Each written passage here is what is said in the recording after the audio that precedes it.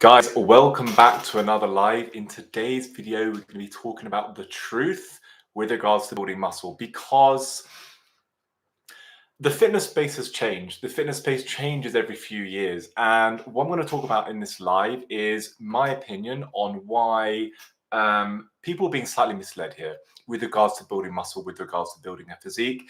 And I've been looking over YouTube for the last 5 or 10 minutes, and I haven't seen too many videos of people talking about this. It's more of a kind of like a hushed down, kept secret, maybe to help people sell programs, maybe to help people kind of cover their tracks, as it were, and not reveal the truth.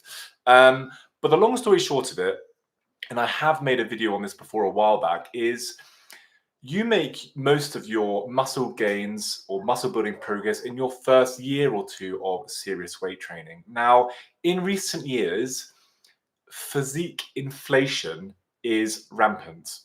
Back in the day, around 20 years ago, 50 Cent, the famous rapper, released one of his albums, and on the front cover of it, he was looking jacked. He was looking in very good shape, muscles oiled up, not tan because he's black, but he was at the time that was seen as like almost an unattainable physique because he had so much muscle, he was so ripped, he was so defined, he was looking so badass. It was really like the creme de la creme. I remember when this album came out. Obviously, I was only in my early teens then, but there was a lot of kind of chit chatter about how good his physique looked. This same photo now of 50 Cent, if you showed it to people, they'd be like, nah, it's like an average looking physique. Yeah, he's got a little bit of muscle, and he's not that ripped. You can't really see too many veins. I can see 4 abs, but I can't see 6. Yeah, he's in good shape, but he's not like kind of unattainable. And that goes to show you that the physique inflation that we have experienced in the last 10, 15, 20 years is absolutely insane. What used to be a really great physique back in the day, think Mark Wahlberg for Calvin Klein back in the 90s, you show that same picture to someone now and they'd say he looks skinny. Whereas back in the day, that was seen as the pinnacle of men's physique, men's fitness. Men's physique competitors now, so kind of like the bodybuilding style of men's physique, back in the day, maybe 10, 15 years ago, they didn't really have to take that many steroids, maybe a little bit here and there, but not too much. You saw pictures of the men on stage. They obviously have a lot of muscle. They're obviously in very good shape, but they didn't look really juiced up kind of bodybuilding style. And those same men physique competitors now have gone on record to say the amount of steroids that they need to take now in today's era to be competitive on a bodybuilding stage for men's physique is insane. And so people don't talk about this too much. You will make most of your gains in the first year or two of progress. And after that, you will probably not make drastic changes to your physique unless you start taking steroids. If you're doing things naturally, your first year, loads of progress. Your first 18 months, loads of progress. Maybe even stretch it out to your first 2 years of seriously weight training. I'm not talking about going to the gym every now and again. I'm talking about serious 4 or 5 times a week, pushing yourself to failure, recording your weights you're doing in the gym, trying to progressively overload, also paying attention to your diet, consuming enough protein, all of these things. After 2 years, you are not making drastic changes to your physique.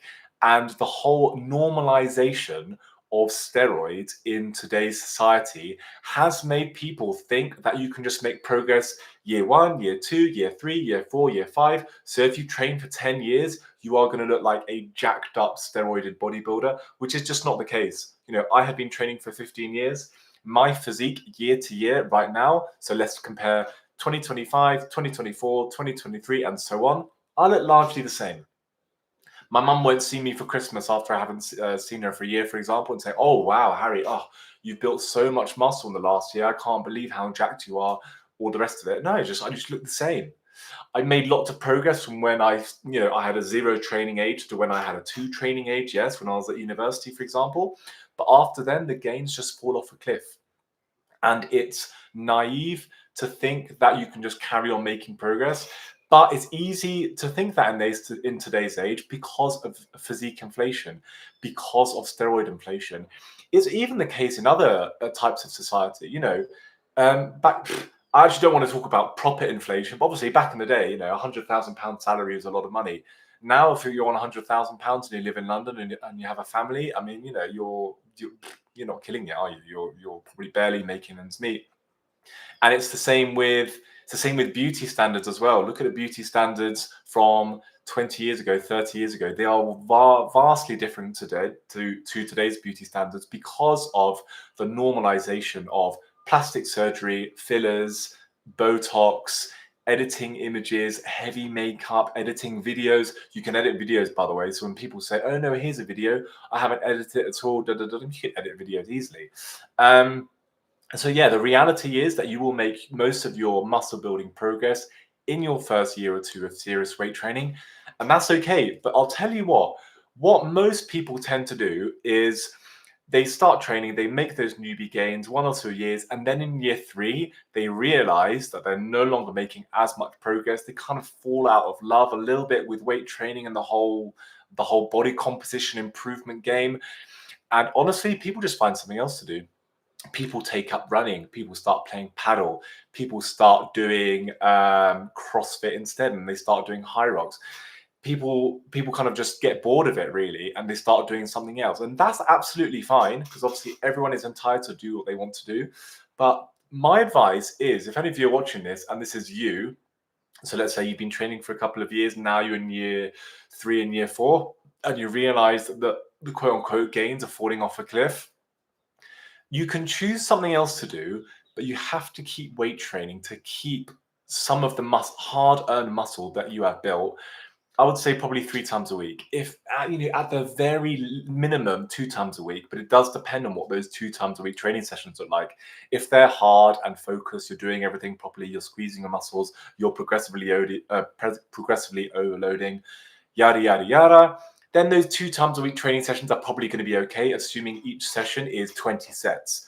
But if those 2 sessions a week you're doing are half-assed, 30 minutes, not really pushing yourself, kind of you're doing the chest press machine, but you're kind of like looking around a little bit, you're not really in the zone, then if those are what your session is going to be looking like, you'll probably have to do 4 sessions a week to make up for it. So if you do find yourself falling out of love with the health and fitness game or with the body composition thing, and you want to do something else, fine, but still keep some weight training in, because as I've talked about before, as we age, as we get older, as we all lose our testosterone, men and women, we'll just lose muscle anyway. So even if you are weight training hard and eating enough protein, you will probably just be reducing or minimizing your muscle loss, and you definitely won't be gaining any. And so if you stop weight training completely and you start playing paddle instead, you have to make sure that at least you are hitting the gym for your weight training sessions, your resistance training sessions, and at least stimulating enough muscle so that you'll actually keep it and you just won't lose it. Because I see it all the time. It's not, I wouldn't say it's sad, because it's not really sad in the traditional sense of the word, but I'll work with people for a few years, and then for one reason or another, they'll stop working with me, they'll do something else, and then their physique suffers. And obviously, it's not all about physique; it's about health and longevity and being able-bodied and being fit and everything. But training for aesthetics is a big part of that. And just going back to the other point I made with regards to physique inflation and how you make most of your gains in your first year or 2 of serious training. Natural professional bodybuilders, who, let's assume for the sake of argument, are genuinely natural, they won't be making drastic changes to their physique year on year, even though they are maximizing all of the variables under the sun without taking steroids. So sleep, training, supplementation, their food, their diet, how locked in they are. They won't be going on big long family holidays. They'll be kind of dialed in. Even then, and they already have a significant amount of muscle and low levels of body fat, even though they do big off seasons where they're kind of bulking for 12 months, maybe even 18 months, they do not make drastic changes to their physique in that time period, because the body makes most of its gains in the first year or 2 of weight training. We as human beings are not built to just kind of keep building muscle forever like this in some sort of graph, even though society would like us to think that because of steroid inflation. So every year, with the Mr. Olympia contest, people get bigger and leaner and bigger and leaner and everything, and we're just like, oh wow, I mean, I'm not getting bigger and leaner. I kind of look the same. It must mean I'm doing something wrong. Oh, I've just followed this person on Instagram. He's telling me that it was his special program, his special periodization that got him this great new physique where he's able to build muscle every single year. Oh, great, bye. And this is how a lot of people honestly kind of really con their followers into buying their stuff. Look at Kylie Jenner and selling her lipsticks or her cosmetics. She gets she gets lip filler or some plastic surgery, sells a bunch of cosmetics to her teenage audience, and makes a lot of money. Now, fair play to her. She has big net worth. She's far more wealthier than I am, but she kind of made her money by conning people. So you kind of have to live with that. That's just my opinion, by the way, in case they're watching and I get a cease and desist letter in the post. Although I don't actually have a fixed address here in Colombia, so it's all good. And just on that, even the juiced up bodybuilders look the same year on year. Even, Jay Cutler when he was winning his Olympias, even Phil Heath when he was winning his Olympias, even, Ronnie Coleman, Arnold to some extent, even these top steroided up bodybuilders, kind of to the untrained eye, largely, obviously, when you look at it in closer depth under a microscope, you can see some changes. They will look the same year on year, even though they're blasting an unholy amount of steroids, which goes to show you that you do make most of your gains in your first year or two of weight training. And that, to a large extent, is unavoidable. Unless you just keep taking more steroids every year, your muscle gains will plateau, and you have to be okay with that. You cannot, in your third year of training, be like, oh, great, not making any progress now. I've been dumbbell curling the 12s for the last 2 years now. I don't feel like my arms are getting any bigger. My traps haven't improved in the last 6 months. Yeah, that's it. I'm done with this now. It's obviously not working. So I'm going to do something else. And that's the trap people fall into. It's not that it's not working. It's because you're hitting your close to diminishing returns genetic limit. Now, of course, there'll be people watching this say, no, there are things you can do. You can be more dialed in on your diet, everything. Yes, to that extent, yes. But if you become 1% more dialed in on your diet, if you sleep kind of 2% a day, every day for the rest of your life, if you're kind of 1% better at taking your supplements, if you switch from eating normal vegetables to organic vegetables, and let's say you do all of those things, so let's say you become 5% better across the board, is that gonna grow your arms from like 15 inches to 15 and a half inches in a year? No, because the human body just doesn't work like that. The physique inflation only happens because of the acceptance and wide use of performance enhancing drugs. Back in the day, it was only hardcore bodybuilders taking steroids. Now you get 19-year-olds blasting gear, and they're on TRT and they're taking this and they're taking that. And yeah, they look great. Yeah, they have loads of muscle. Yeah, they probably look better than 50 Cent did back in 2002. But they're just blasting a load of gear, and you never know, they might be dead by the time of their 30 of heart failure. So even the juiced up bodybuilders look the same year on year, and definitely the natural bodybuilders look the same year on year. And if you are just a normal person who wants to improve their body composition, don't feel disheartened or don't feel like your training is not working just because your gains plateau after the first year or two of serious training. Your training might not be good. You might not be doing things well. The example I used about the person who's on the chest press machine and kind of like looking around when they're doing it, and they're kind of doing it half-assed and they're not really kind of concentrating. Of course, that person in that scenario should look to improve their training by locking in a little bit more, focusing on the exercise, trying to squeeze their chest a little bit more, maybe trying to progressively overload a bit. But assuming you're doing things properly and you're not training like an idiot and you're not eating KFC every day and taking 0 supplements and not even bothering drinking any water, even if you're not doing all of those things, then yeah, there is scope for you to improve that, so you could make some more progress. But then again, if you've already been training for years and years, it's not going to be significant, and you shouldn't let that dishearten you. And you shouldn't drop the weight training completely to go and pursue something else where you can make progress. Because if you've been weight training for a few years and you lose that feeling of making progress and you start playing squash, you will get that dopamine hit, that feeling of making progress from doing squash, which is cool, which is great. We all like trying new things and getting those newbie gains every now and again. It's just like me this time last year when I started my YouTube channel and I wanted something to grow on and work on. Absolutely fine.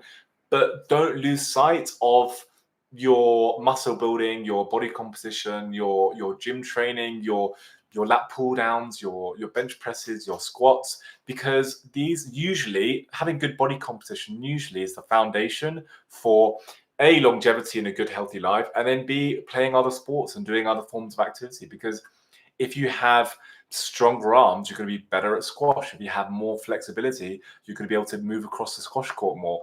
If you want to play paddle, all of those things still apply as well. So don't let it dishearten you. Appreciate that we are in the era now of wide, how do I say it? We are in a societal era of widespread steroid use, widespread plastic surgery use, widespread filler use, widespread editing pictures and videos in the age of social media. And so you can't take so unless that is you, unless you are that person who is jacked up on steroids, have loads of plastic surgery and everything, do not compare yourself to them, and appreciate that you will honestly build most of your muscle in your first couple of years of weight training, because that's when your body is not you're not used to that kind of stimulus. And when you do get that stimulus, then you make all of your gains from that. But after that, you do hit diminishing returns, and your gains will fall off a cliff. But that is intentional. That is what is meant to happen. And you're meant to carry on and try to kind of fall in love with the process whilst maybe doing something else, so you can get your dopamine hit of making newbie gains. And yeah, don't let it dishearten you, and carry on weight training. So slightly shorter live compared to normal, guys. I hope you guys found that helpful. Like, comment, subscribe if you haven't done already. And if you want to work with me or want information on my free daily emails, which I send out every day, in the description below. And I'll see you in the next live, okay? Ciao.